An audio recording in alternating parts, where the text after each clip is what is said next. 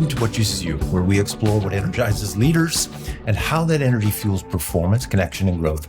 I'm Brady Wilson from Juice, and in each episode, I sit down with leaders. We talk about what fuels them, what sustains them, and the lessons they've learned that can be helpful to all of us. Today, I am excited to have Zach Mercurio with me. Zach is a researcher, leadership development facilitator. He's a speaker specializing in a topic that I think whose time has come, which is mattering.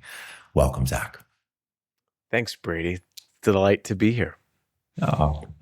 So I'm going to start with the question I've been asking leaders for over 20 years. What juices you? But I'd like to put a finer point on it for you, Zach. And that is, you've got this incredible pursuit, I believe, which is to bring the concept and the practice of mattering to our world. I know we're going to flesh that out quite a bit, but as it relates to that and you bringing that to the world, what is it that sustains your energy? Because that's not easy work to do, but it's very important work to do. So let's start with, what is it about that juices you so much? Right now, it's the fact that I have an 11-year-old and an 8-year-old.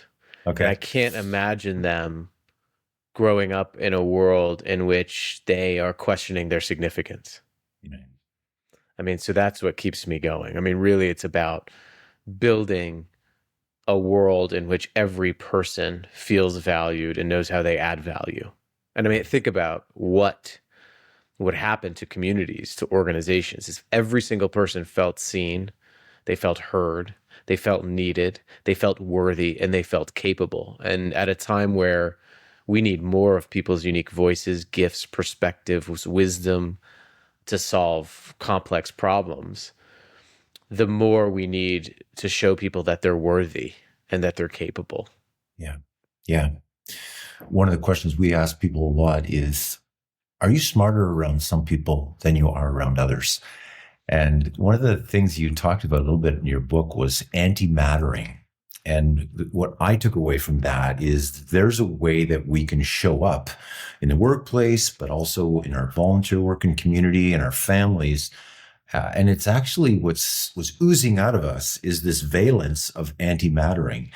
Can you talk about the anti-mattering? Because that was the first thing I wrote down after I read your book was, tell me more about anti-mattering. Yeah, anti-mattering is actually a term that was termed by psychologist Gordon Flett, who's one of the foremost researchers on mattering. And It's the inverse of mattering. Mattering is feeling that we're significant to the people around us. That comes from feeling valued and knowing how we add value. But anti-mattering is experiences where we feel insignificant, where we feel unworthy, not capable, unseen, unheard, talked over. And it happens in very small ways. You know, when you go to a meeting and no one makes eye contact with you, when your teenage kid stops wanting to talk with you, when you pass by a friend and they don't say hello, or when you get left out of that group text message, right? Sure. These little moments start creeping in and create this belief that maybe I don't matter. And when we experience anti-mattering, two things typically happen. We either withdraw or we act out in desperation. So we try to desperately get the attention that we're not getting. And this is important, it's all rooted back to a threatened survival instinct. Yeah. Because as children, as newborns, if we don't matter to somebody, we don't live. Think about that. If we don't matter enough to somebody so they'll keep us alive, we do not live. We do not survive. So the first and foremost survival instinct that we have is a mattering instinct. It is to be important to someone else. And when any survival instinct is not met, so when we're hungry or when we don't get sleep, our bodies get flooded with cortisol. Yeah. Because cortisol, the stress hormone, is designed to keep us alive. It's designed to respond to threats to our survival instincts not being met. And what's happening is that so many of us right now are facing this instinctual primal stress of insignificance that comes from experiences of anti-mattering, of feeling overlooked, unseen, unheard, feeling that you're in a room with people, maybe friends, but no one really knows you. It feels to me like Charlie Darwin has got to be looking at us in 2026 and going, you know what? I'm a little disappointed. I mean, you got women voting. We actually did some really good work around the abolition of slavery. We did some fine work with the human species, but it seems like you're grinding down a little bit right now in terms of, yeah, how we dehumanize and how it is that a person can feel that you are such a competition to me and my being that I need to actually absorb you, or that I need to extract something from you, that as an employee, you are a means to an end. I really want the results, or I want the customer experience, but that's once removed from your experience completely. And so tell me a little bit about the evolution of our species here, because it feels like we kind of hit a set point, Zach. Well, it reminds me of Immanuel Kant's categorical imperative. The moment you see a human being as a means to an end is the moment they cease to become a human to you. Yeah. Right. They become a tool. Martin Buber too, right? Right. So you've objectified. It's easier to dehumanize someone that you see as a means to an end. It's also easier to socialize someone to expect less when you tell them that they're a means to an end. For example, when we tell people this is just a job, or don't forget that you're replaceable, that actually makes it easier for us to dehumanize them. It actually makes it more acceptable for them to expect less from the place where they spend 1/3 of their one waking life. It's just a job.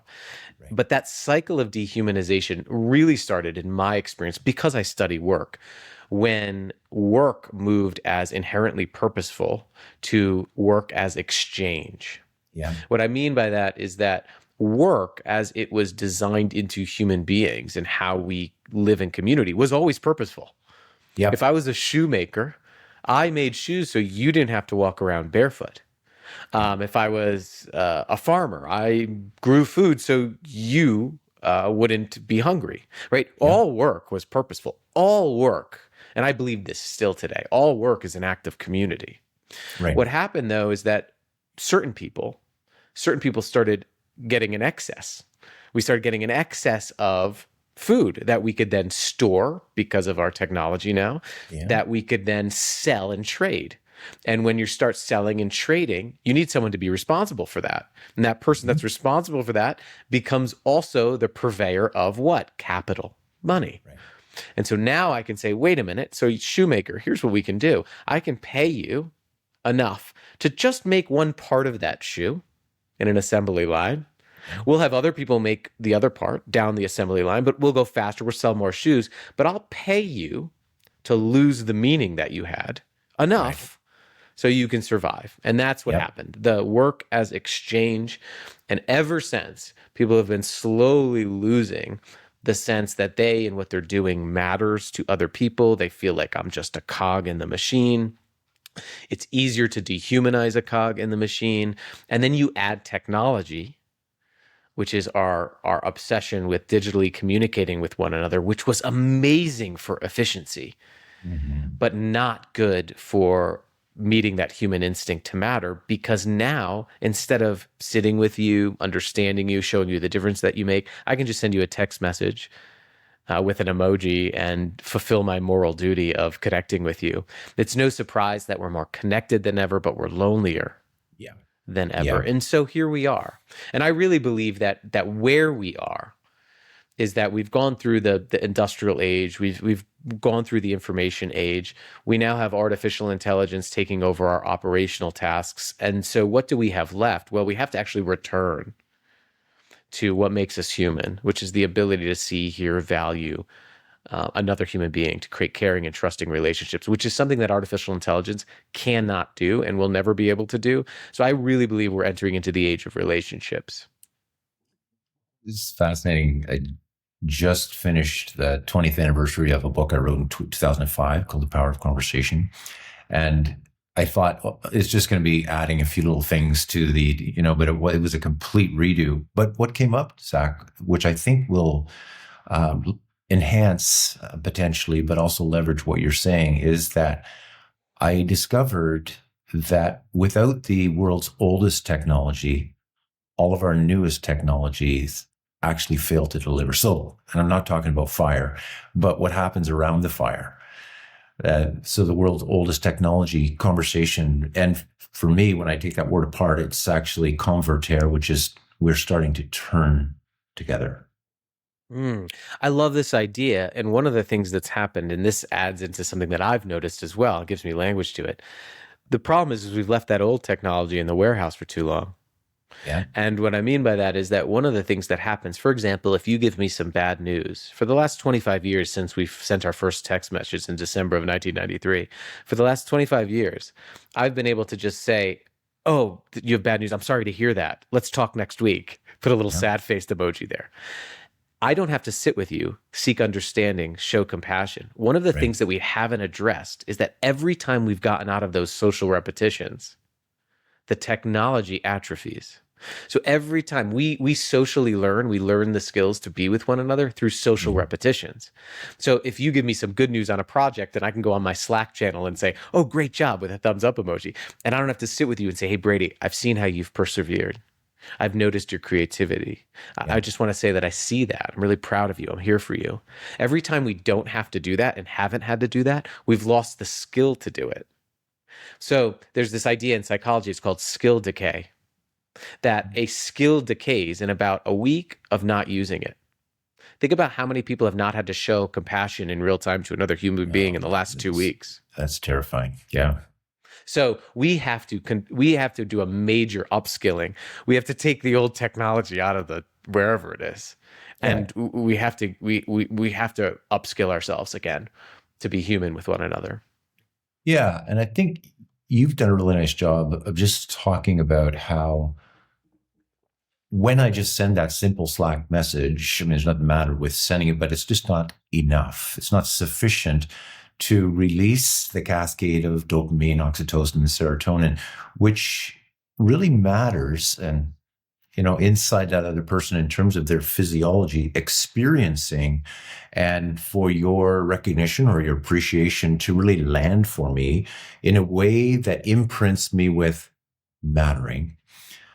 There's some sort of somatic experience that includes all those powerful neuromodulators that you talk about, right? And so there's kind of this short circuiting because we only go so far. I didn't sit with you. I just sent you the emoji. Yeah, we really can't care in 2D. Interesting. So a lot of people have said to me, well, Generation Z, they've learned to build relationships via text messages. But that's 2D. For example, a caring relationship, to care for anything, you have to get up close. I mean, whether it's a pet, a plant, or a person, you can't care for something without understanding them. You can't understand them without time and attention with them. One of the things that's happened is that we've been able to choose when and where and how we engage with people, which is just not how human beings were developed. So for example, like around the campfire, you couldn't right now we have a leave button, right? Yeah. On Zoom, there's someone walking out the door. So if you're frustrated in a call, I can click leave. I don't have to think about you again. You literally disappear. That is so antithetical to how we're wired as human beings, because you could never just be like, "Oh, Brady, around the campfire, you're frustrated, forget it, I'm out," and just run into the woods. That's the equivalent of it. It would be odd social behavior. You have to work with one another. You have to have that relationship. You have to engage. Every time we engage, we have skill. If we're in a conference room and we have a meeting, and I'm not advocating for just in-person work here. I'm advocating for noticing, being able to have the skill to follow up on what you see, what you notice with people, and have that real-time relationship. But if you're frustrated, I can't, I'm not just going to run out of the conference room, right? I have to be in that social situation in which I seek understanding. We've lost that. And so I think that it is so important to recognize that we are in an age where we have lost these social repetitions. Yeah. I'm going to ask you to tell a story, and we talked about this prior to getting on here, but it's a story that you told at the very end of your book. And by the way, I want to just shamelessly plug your book, The Power of Mattering, Zach Mercurio. So to all of our listeners, just know that I highly recommend this book. So at the very end of the book, you tell a story about a supervisor, I think, or manager, but her name is Tanya. And as you are talking about the loss of skills and what those skills might look like and how they are repeated in a great supervisor's life, like many times during the day, but I can also, extrapolate that out to what that looked like in Tanya's life over a week or a month, and just how those skills would be fortified within her. So I'm wondering, could you just take as much as or as little time as you want, but give us the story of Tanya, because it's to me it seems like the center of your work. Is that fair? Yeah. And I have to set this up for leaders, especially Yeah. because Yeah. people add value when they feel valued. Right. The degree to which people add value is usually correlational to the degree to which they feel valued. In work, we've had this perception of the opposite based on what we already talked about as work as exchange, that people should be valued once they add value. Right. Right. But the opposite is true. People have to feel valued to add value. What that means is that performance is a lagging indicator of how someone feels. Sure. And I think that this is important because a lot of leaders, they focus on lagging indicators. Like, I want people to perform and produce. But the leading indicator always is human energy. And the ultimate way to regenerate human energy is to make sure that person feels that they and what they're doing matters. It's almost impossible. And I say this often. If I were to summarize the last 50 years of work motivation research in one line, I would say this: it's almost impossible for anything to matter to a human being who doesn't first believe that they matter. Right. So let's talk about this Tanya that I met. This woman is amazing because she exemplifies this. I worked for a large airline, a client of mine, and I live in Colorado, and they asked me to go down to Denver because Denver, the airport there, was the highest performing global cleanliness team for the airline. These are the people that when your plane gets to the gate, they come on in their yellow vests and they start cleaning. Yeah.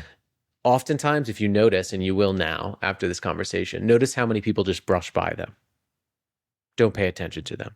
Don't make eye contact with them. It is a very difficult occupation. It is an invisible occupation. It has high turnover. Generally, a lot of management struggle trying to incite high performance. But this, and a lot of pressure, because turnaround time is everything. So you have a fast-paced job, performance-oriented, and it's often overlooked. I'm sure people out there can relate to this type of work. Yeah. So I go down to the airport to find out, why are they so high performing? I mean, an anomaly in the airline. And the first person I met was Tanya. She was the global cleanliness support coordinator for the airline there. And the first thing that she does, she takes me to this ticket counter. She starts giving me a short bio of this ticket agent who is giving me my security pass, commenting on her smile, asking her about her family. And then we go into the TSA line. She's holding up the line because she's talking to a TSA agent about a house that he was building with his wife and asking questions about that. And then we go back down into the tarmac level to the airplane. She passes someone that wasn't even a cleaner. And she goes, "Oh, we have cake down in our break room that we brought for you."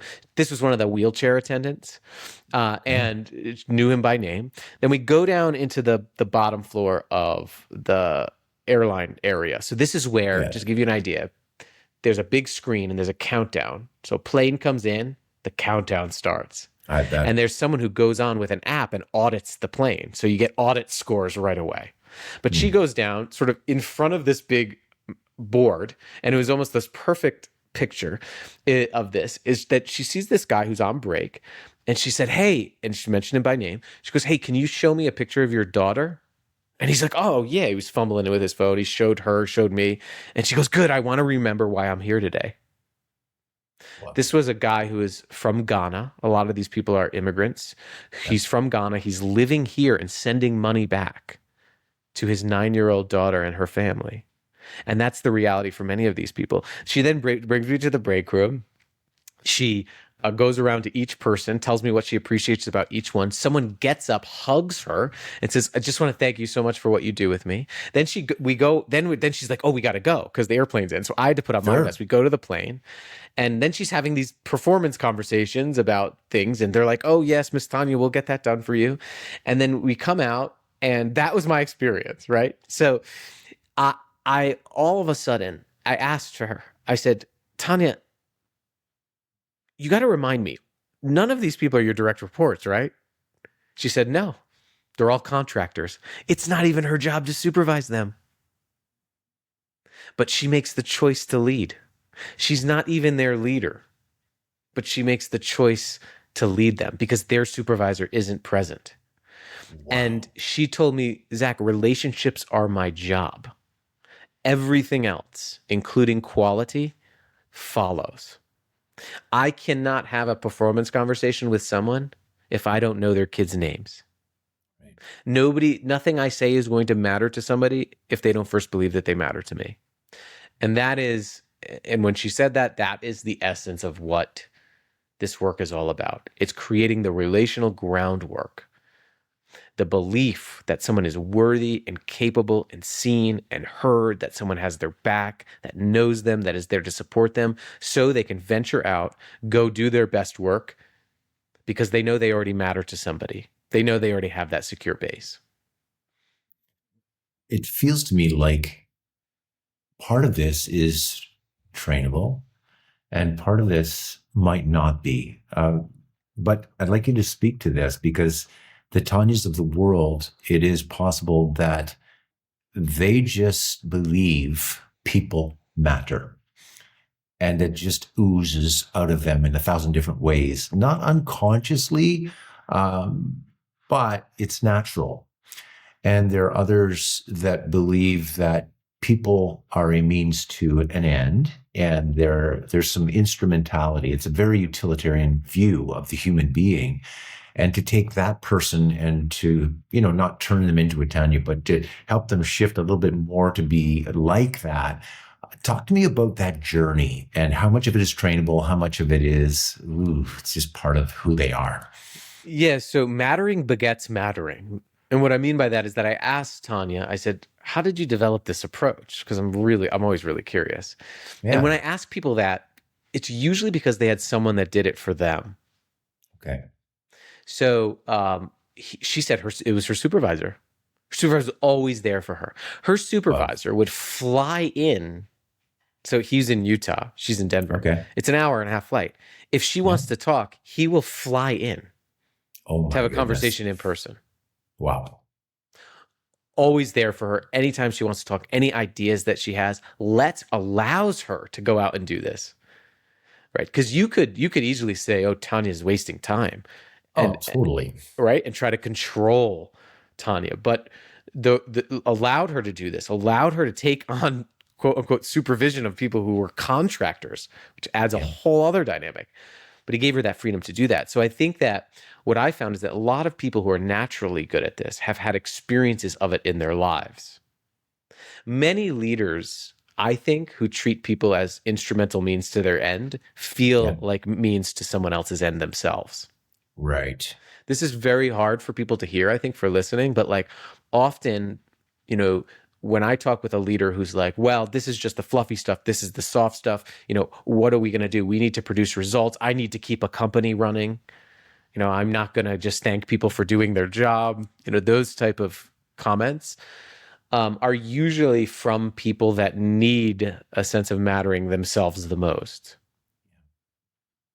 and are not feeling it. But how do you move? So how do you move the needle? Well, one of the things I think is I have a lot of empathy for leaders, right? If my worth was dependent on a quarterly earnings report, my own sense of worth, all the signals I was getting, my very survival financially as a Yeah. person, Yeah. I don't know who I would become, Right. to be honest. I don't know what I would become, how I would see people. So you can very easily see how leaders have been rewarded and incentivized creates what they care about.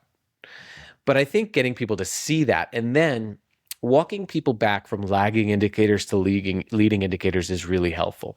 One of my Yeah. favorite conversations is when I have executive who is very skeptical of this, and they say, well, we need people to perform, we need to meet the numbers. And I say, okay, what's the ideal state of a human being who's meeting the numbers? Or I'll say, like, what financial metric is not mediated through how a person feels in the organization? Mm. And very often you get a silence, but then you get a nod, and they say, yeah, that's right. And I say, well, how should someone feel if they're performing really well here? They should know how their work is connecting to the bigger mission. They Yep. should feel like they have someone to support them. They should have the resources they need to do their job. They should Feel be capable. motivated, right? Feel Yeah. capable. And I say, oh, okay, yeah. So they should feel that they matter to the organization, right? And the leaders. So then I say, okay, so tell me, how are you equipping all the leaders in this organization with the skills to make sure that leading indicator happens? Yeah. How are you rewarding for that? And that's where you start to see the wheels turning. That Sure. often when it comes to leadership, we've left it up to intuition. People will do the right thing, but intuition doesn't scale very well. Hmm. Practices, habits, and skills scale. It's why for a pilot, we would never just rely on intuition for them to fly our plane safely. Pilots have to go through training, they have to have competencies, but then every time they go into the plane, they have a checklist. The reason why they have a checklist is because there's too many variables at play that could actually take their attention away from doing the very thing that they're trained to do. The weather, delays, unruly passengers. So the checklist is, here's how you're going to show up and do your job today, because your purpose is to keep people safe and fly this airplane safely. The same is true with leaders, I think. We need to treat leadership as an occupation. That every time I come into work, I'm responsible for where people spend 1/3 of their one waking life. I'm responsible for how people use their energy to accomplish really important things. And so I'm going to proceed accordingly by making sure people feel noticed, affirmed, and needed. And that's what we're talking about here. And usually a leader will say, oh, we've approached these things as soft for so long, as just that they will happen. We've relied on intuition for so long. We approach our financial and product strategy with much more rigor than we do making sure that people themselves feel that they matter. And that's usually where a light bulb comes off, when you can connect the lagging indicator that they've cared about for so long with the leading indicator of regenerating human energy. My guess is the worst possible thing that could happen after hearing Zach Mercurio TED Talk, or in having Zach in an organization, is that a leader gets lit up and becomes incredibly inspired and believes that their job now is to become the motivator and the cheerleader. And the reason I'm saying that is that I think that we're learning the power of the environment. And so whether it's blue zones or what, if you want to live to be 100, you don't go and ask a 100-year-old, how'd you do it? Because she's going to say, I smoked 3 packs of cigarettes a day and didn't, right? What you do is you find out where are those parts of the world where centenarians seem to be localized, and what in the heck is happening there. And as soon as you do, you go, oh my goodness, look at that. They have to walk more. Their plate size is smaller. They tend to spend more time in community. There are some things happening in the environment that make the smartest choices the easiest choices.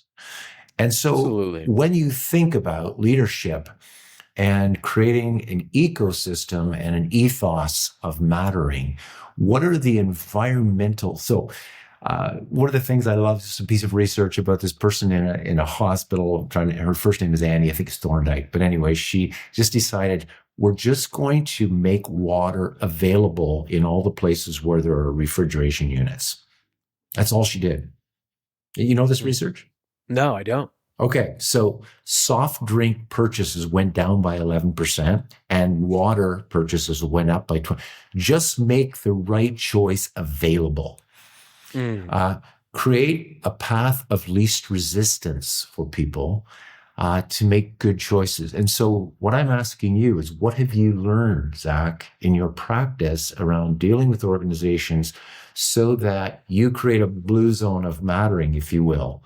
Yeah, Tell me about that. I use as the foundation for my work in inciting any human behavior in an organization or anywhere. I use BJ Fogg's research at Stanford, which finds that all human behavior is the result of 3 things. People have to have the motivation to do it. They have to want to do it. Yeah. Right. The second is people have to know how to do it. Yeah. And the third is that the environment has to trigger them to do it. Yes. So, for example, I'm much more likely to floss my teeth, and he uses this example, if I have a dentist appointment coming up. That's my motivation, right? I have to get that. I have to figure that out. I'm also much more likely to floss my teeth if I know how, if someone has taught me how to do it. And the most important thing is I'm much more likely to floss my teeth if the floss is out on my countertop, the environment. Yeah. So when we work with organizations, one of the things we're looking at is those three things. The motivation. Goes to setting the right intention. One of the things that I have everybody do is to think of a time when they most felt that they mattered to someone else in their work. Mm-hmm. And to describe really in detail, especially for leaders, what was happening. What skills did they use? First of all, many people don't think about this intentionally. Yeah. But when you think about it, people talk about small actions, not big actions. And this is important.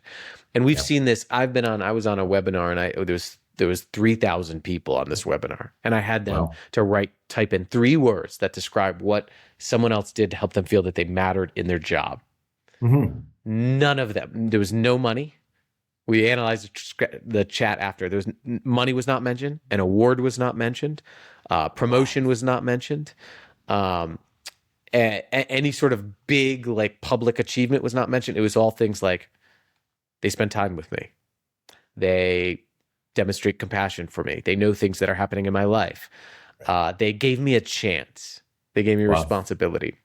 Mm-hmm. What that anchor does for people is it helps to foster the motivation that mattering happens in moments. It happens in small interactions, and that I've felt it myself. Right. I am astounded when I ask people like how they got to where they are, and we really drill down. I'm astounded at the power of the right words at the right moment, spoken when the right person needs to hear them, of actually propelling people on different paths when someone believes in you. So you have to foster the motivation and create collective experiences to do that first. Second, you have to develop the right skills. This is a major barrier. There are a lot of leaders who want to do things like check in on their people meaningfully, but they've grown up managing distribution centers where GPS devices track their productivity every day, and now they're managers. So they literally don't know how to do that. How do you check in with somebody in a fast-paced environment? So you have to identify the skill. That's the skill for that context. How do we do meaningful check-ins, which check in on how people are doing? This is just one example of a practice in an environment that is fast-paced like a distribution center. Organizations that do this well answer those questions. And what are the skills gaps that we see? And then develop opportunities to develop those skills gaps, evaluate those skills gaps, and provide opportunities for leaders to talk about those skills and how they're deploying them at least quarterly. And then the third is the environment. I mean, like you said, your environment either makes behavior possible or impossible. This is what happens in organizations a lot. I see people go to training on like psychological safety, for example, and then they go back into their office and they start doing their work, and they're never measured on their ability to create psychological safety. Right. So the environment doesn't trigger you to do this. It's like if you told my 8-year-old to learn his spelling words without a spelling test on Friday. Right? It's very hard to rely on people to be intrinsically motivated. So we have to develop reward structures and incentive structures that actually incentivize the behaviors we say we want. A luxury retailer I was working with, having a really difficult time keeping associates in stores, frontline associates, because retail is very tenuous. And one of the things they started doing, this is the first success story I've had with this, is they started tying 20% of a store manager's bonus to how much their people felt that they mattered to them. And they measured it. And what do you think happened? Well, obviously people start paying attention. So the environment has to trigger people to do it. Our choices are also what's in our environment. If we're promoting leaders who treat people poorly but perform well, we're creating an environment that passively incentivizes inhumane behavior. So we have to redefine high performance in our organizations as treating people well while meeting our results. The how has to be just as important as the what. Otherwise, this all crumbles down. And then we have to evaluate the team and do self-evaluations for the leader and have those two parties talk. Mm-hmm. It feels to me like we have a world of a lot of antecedents, got a whole bunch of behaviors, but very little consequences. And consequences being the reward structure, or also just that beautiful, lovely human course correction, I right? know, right. And so without the C of the ABC, the antecedents really mean nothing. And so, doing whatever we do in terms of trying to motivate people, uh, and one of the big pieces of work that we're trying to do is build the challenge function in organizations, where people, it is not only okay for you to put up your hand and challenge things that aren't making sense or systems that are clunky or whatever, but it's rewarded. And so could we get into a little bit the hard and the soft side of mattering? Because what I hear is I really believe that you are exquisitely managing both those. And when I say soft side of mattering, affirmation, appreciation, recognition, I see you, I hear you, the person feels completely safe. I'm holding space for them in a beautiful way. The hard side is that, hey, you matter.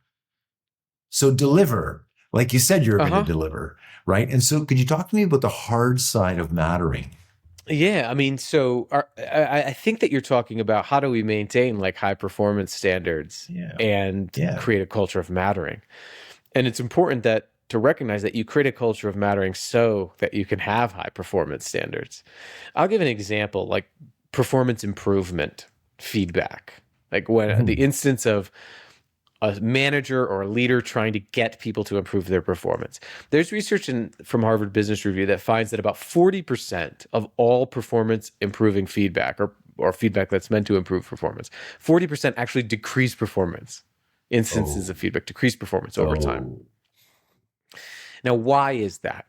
Well, when researchers go and they dig into this, they find that people who get critique are asked to improve their performance and they don't feel seen, known, and understood by the person giving it, yeah. typically go into defensive mode. Right.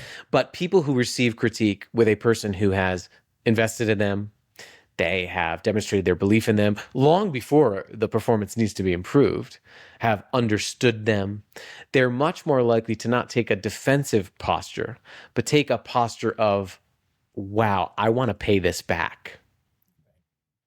This person has invested in me. Yeah. And it's the norm that's kept human beings alive for this long. It's called the norm of reciprocity. Yes, exactly.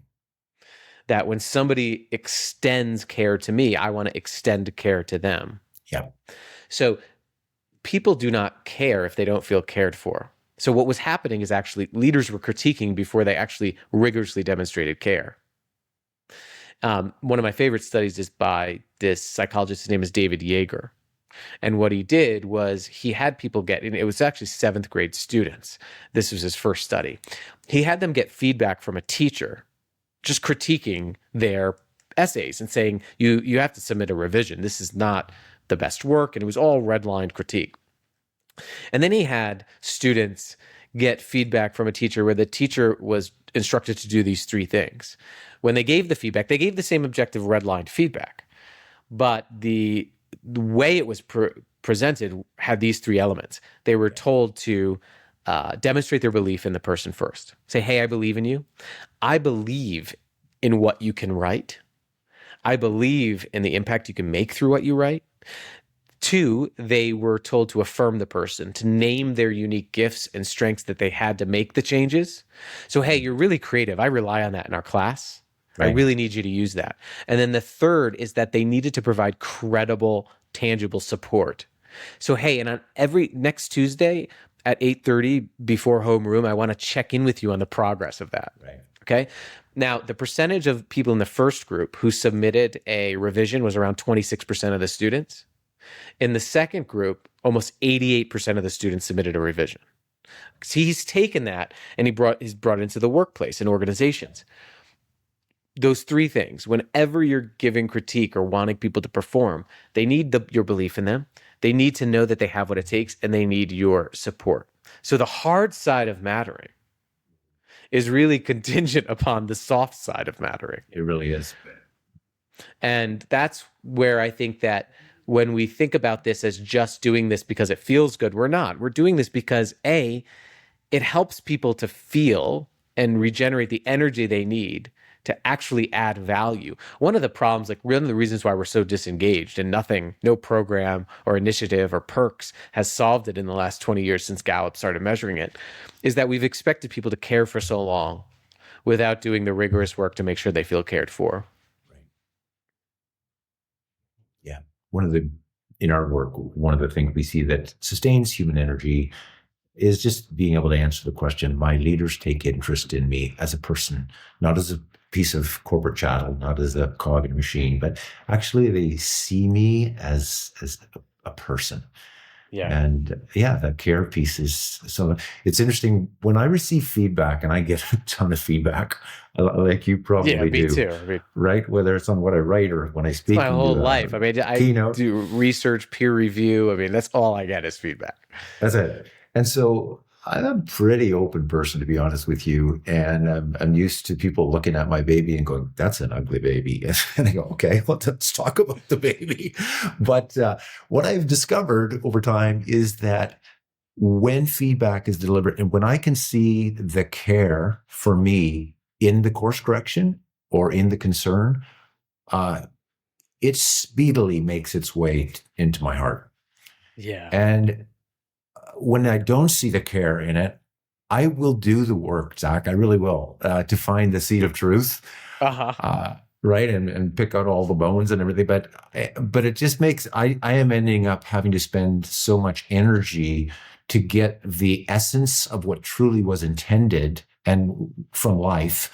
And it would have been just so much easier if they had just given a little bit of care, and then the course correction would have went right in.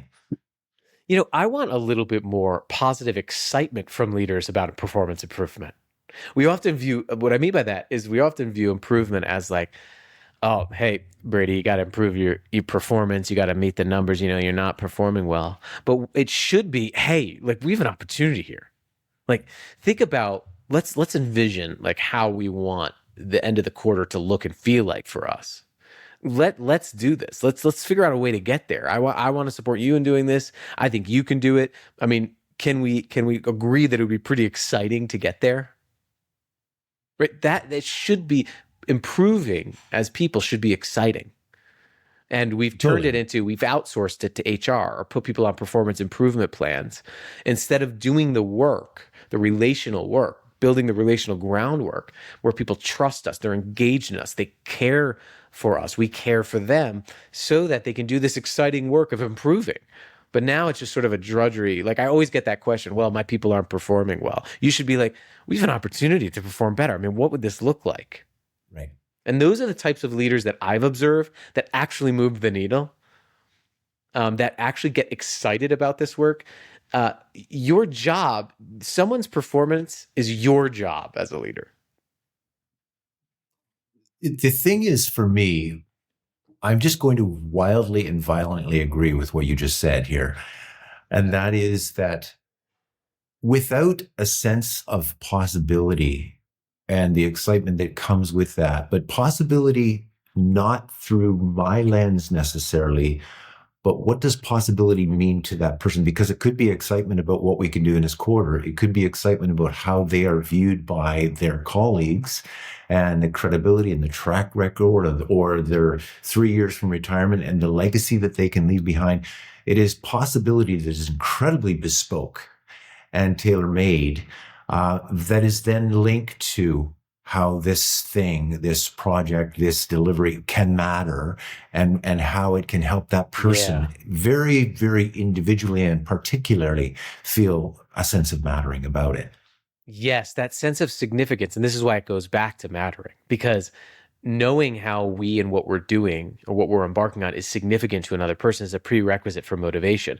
A personal example is my editor for my latest book. I had to rewrite the whole first part, and I cut about 20,000 words and had to rewrite it on a 2-month deadline.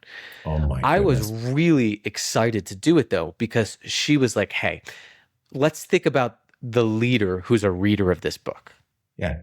Like, here's what we can do. I mean, here's what we can do. Here's what this could feel like when someone reads this. And she kept going back to the leader, the reader. Put yourself in the reader's mindset. Yeah. And that humanity there, like, it really got me motivated. But that's that sense of mattering, that this matters. She already assumed that it mattered to a leader. She wasn't saying you need to do this so it sell more books or so people would pick this up, even though that's part of it probably for her. Sure. But she said, let's think about the leader sitting down and taking their rare time to read this book. What is the most useful to them? And that usefulness is important. I'll share with you another study that shows this and links it to performance. Adam Grant, organizational psychologist at the Wharton School, when his first daughter was born, he was in a hospital that was struggling with hand washing compliance. With clinicians. This is really common.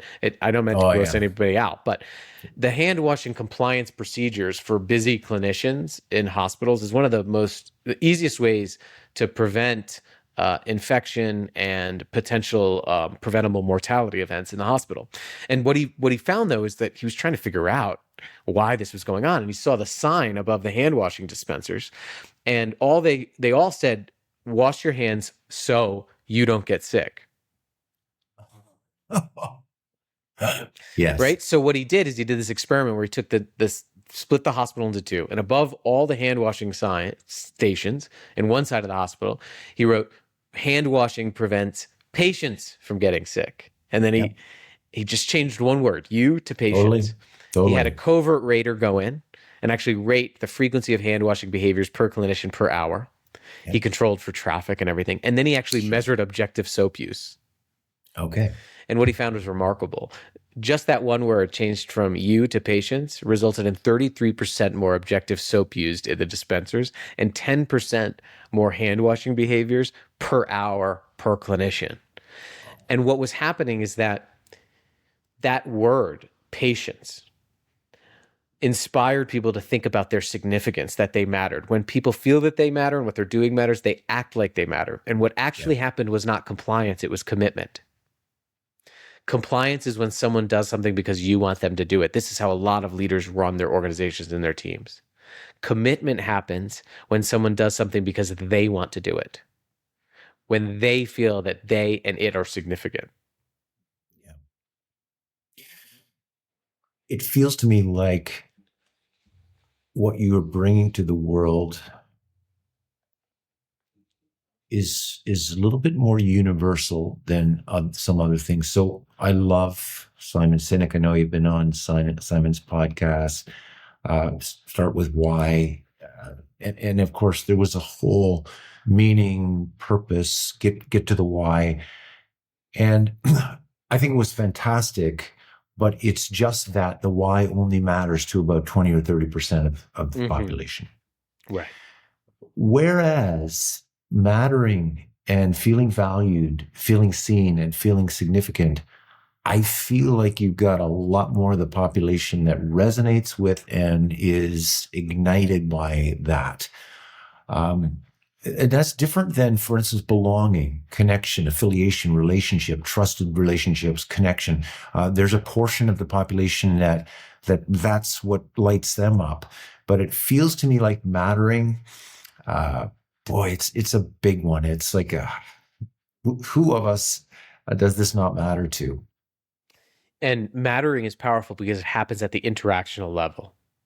So it happens through interactions. So you can do this in your next interaction.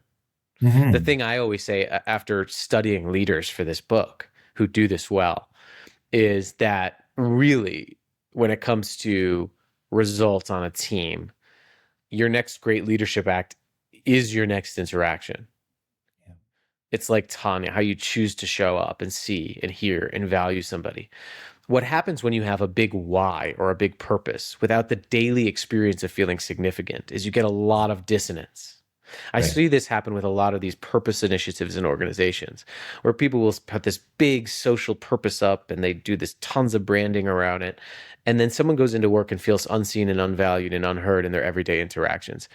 No why statement, no matter how well worded, can make up for the daily experience of feeling insignificant. The magic happens when the bigger why matches up to the daily experience. Because if you already feel significant to your leader, to the people around you, and then someone says, hey, and don't forget what you're doing matters to this bigger purpose, that's where the magic happens. But I think we've put too much work into the symbols of value and not enough work into the daily experiences of feeling valued. Yeah. Yeah. And yes, you're right. I mean, belonging is feeling part of something, but mattering is feeling important to people. Yeah. And that's a very important distinction. We talked a little bit about at the beginning of a world of not enoughness, where the messages we're getting every day is you're not enough, you don't do enough, and you don't have enough. So those viruses, and it feels to me like the mattering is one of the antidotes, maybe not the only one, but it's a big one to those viruses. Yeah, and to know that we have the opportunity to create these signals that develop these self-beliefs in others in very small moments, Yeah. all around us. You know, when your delivery driver comes up and drops off a package, instead of waiting for them to leave your porch, open the door, learn their name, say thank you, and learn something about their lives. Yeah. When you're in the airport and there's a custodian cleaning the bathroom, instead of just walking and nudging by, say, hey, thanks, it looks great in here. What we find in our research, and we've done studies on people like custodians, for example, is that little moments of being acknowledged are so abnormal that when they happen, they have such an outsized effect on someone's self-concept that you could literally create the belief in someone that they matter through a 30-second period of eye contact for someone. Yet we're so lost in our phones. We're so lost in ourselves. We're so lost trying to chase this sense of mattering that the world tells us we don't have yet, that we forget to do the work for others to show them how they matter. I mean, we've spent the last 50 years telling people to actualize themselves. Right. Almost every self-help book that's on the New York Times bestseller list right now is telling you how to deal with a trauma that was inflicted on you by someone else. Yeah. Think about how many self-help books are popular that say how not to be a traumatizer. Right? We've told people they have to optimize themselves for so long. We need to start looking outward again. We need to start rebuilding that technology that you had mentioned of how to be humans with other humans again. And I really feel like we can get out of our loneliness epidemic. We can get out of this crisis of insignificance one interaction at a time. I agree. You're writing a new book, as you mentioned, and I'd love if it's not tipping your hand too much, and a spoiler alert, tell us a bit about this book and why it is so important to you. Yeah, well, this next book. Yeah, so we're still in the conceptual phase of this, but it's really around how human skills, our rebuilding of this technology is going to be more important than ever. And it's really about the real skill shortage that no one's talking about, which is the skill to relate to one another. And how do we get that back, and why organizations need to take responsibility for getting that back, and how do we scale organizations that invest in and develop these human skills and treat leadership as an occupation, a separate occupation that has a separate set of skills. That is fascinating. I have heard somebody say recently that when you move from an employee to a manager, you actually change careers. Mm-hmm. You're still in the airline business. You're still in the construction business, but your career now is, I used to be an individual contributor, and now my career is contributing through others. And that is a completely different career with a completely different skill set, right? And I like to use the word occupation, because an occupation has a separate set of skills, which leaders should have. It has a separate set of quality criteria, meaning you can't be in the occupation if you don't demonstrate particular quality criteria, which is usually observed and documented by some third party. Right. And you have to consistently demonstrate your capacity to maintain in that occupation. And I really want to apply that definition of occupation to leadership, because for so long we have I talk to leaders in organizations who tell me I've had to figure it out on my own. Yeah. I had to learn the hard way. Yeah. A lot of great leaders have had to be bad leaders first. Oh, yeah. And the ones that become great leaders, the ones that reflect on it, they learn, they start thinking like, who is a great leader for me? How can I do that? Who wasn't a great leader for me? How do I avoid doing those things? But we shouldn't be relying on that in our organizations to develop the people that are responsible for the people doing the job. And that's where I think we need to move. We need to move to see leadership as a separate occupation and treat it like that. I love that word. I think that's a much better word than career. Like really. Well, career, I think, is the journey that you're on in your occupation, right? So I think a leader's career can be, you can lead in many different ways, but you need to know how to deliver the occupation of being a leader. I can be an accountant, which is my occupation, not my occupation. It's my wife's occupation, but I can be an accountant in many different areas. You can be a leader in many different areas, but I have to learn the standards and practices to maintain my accreditation of an accountant. Yeah. And I think that what we're missing is this sense of what's the minimum qualification of being a leader. Yeah, that's it. Love that. Zach, people want more of you. They probably will. I'm hoping my listeners do. Where would you point them? It's obviously buy the book. You do keynotes. You work inside organizations. Give us a little bit about how people can get more of Zach, how they can get more of Mattering. Yeah, I mean, we do some more in-depth workshops, longer-term transformation projects if you're interested. But I think the best way to start learning about Mattering is you can just go to our website, zachmercurio.com, go up to Learn, click Mattering. Yep. Everything's there. I mean, there's a document there. It's called the 25 Essential Skills to Cultivate a Culture of Mattering. Start there. I mean, take a look at that. Where are the gaps for you? Where are the gaps for people in your organization? I mean, that's a great way to start. There's also templates there that you can download for free. You don't need to give me your email address. Just take them, use them. And then you can connect with me also on LinkedIn. I'm at Zach Mercurio. I have a really vibrant community of real leaders in a variety, if you look at their titles, a variety of different industries who are navigating these things. And it's not always conversations of like, oh yes, Zach, this is right. It's, gosh, how do I do this with an employee who just doesn't seem to ever believe that they matter enough? And those types of conversations we're having in the comment section. So join us there. You're a propagator, my friend. You are, at least my sense of you is that you're very spirited. You are propagating ideas which will flourish and grow. And that's what I mean by propagation. The very best of, that person who's in an orchard and who's a propagator. And I just want to see what you're doing in the world be completely proliferated wherever it can. So thank you. Well, thanks for having me on and sharing your community with me. Yeah. Well, I think people are going to love this talk, and I think they're going to connect with you. So that's what I'm looking for. Thank you. All the best.